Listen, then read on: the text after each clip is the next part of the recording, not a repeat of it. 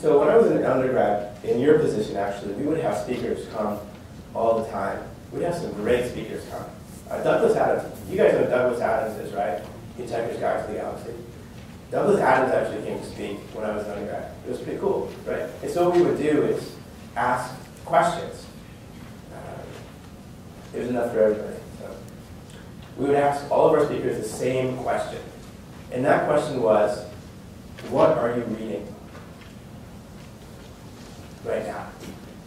And by asking that question, what are you reading, we learn what's motivating this person, what they're passionate about, how they're thinking about stuff, right?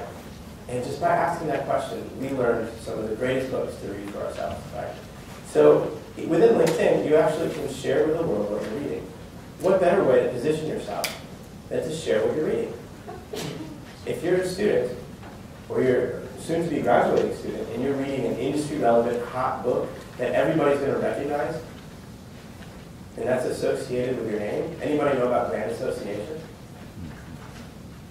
Your name, hot book. That brings your name up, right? In esteem, in value. This is a great opportunity for brand association. Every one of you can be doing this, right, with a free application on LinkedIn. Okay? So think about an industry-relevant book or two, and put that on your LinkedIn profile. Not doing this would be a huge mistake. Now, I have a confession to make to all of you in the room.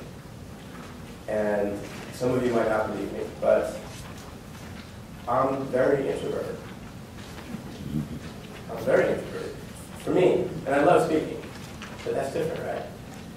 For me, putting on something nice and going to a networking event where everyone's hanging around the punch bowl and exchanging business cards, you know what I'm talking about.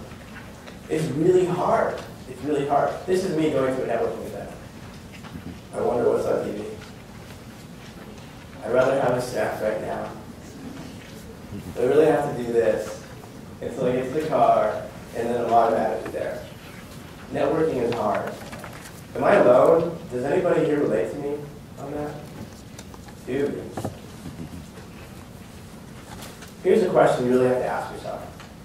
When you're online and you're filling out profiles and you're doing social networking, are you just hiding behind a monitor in order to avoid a more painful stimulus? Or are you doing something strategic to help grow your brand, increase your chances of finding a job, growing your network? Are you online to avoid a networking group? Or are you really online for strategic purposes? Okay? That's why the four most powerful words you can use when using LinkedIn or any other social network are, let's take this offline. Social media is a platform upon which you can grow your network.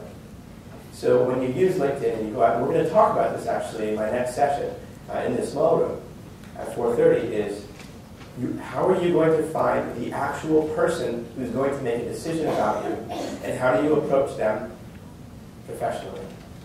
How do you find people for information interviews to say, wow, I've been following your organization. I think I'd like to work there. It seems like a good fit, but I just have a few questions. Could I have 5-10 minutes of your time over a cup of coffee next week? Take it offline. Take it offline. So that's the seventh mistake. Don't be afraid. When you're on Twitter, when you're on Facebook, when you're on Google, and you're meeting new people, just get on the phone with them. You know? So many good business opportunities have come my way because I've been able to ask for that meeting. You know? So remember, it's all about networking.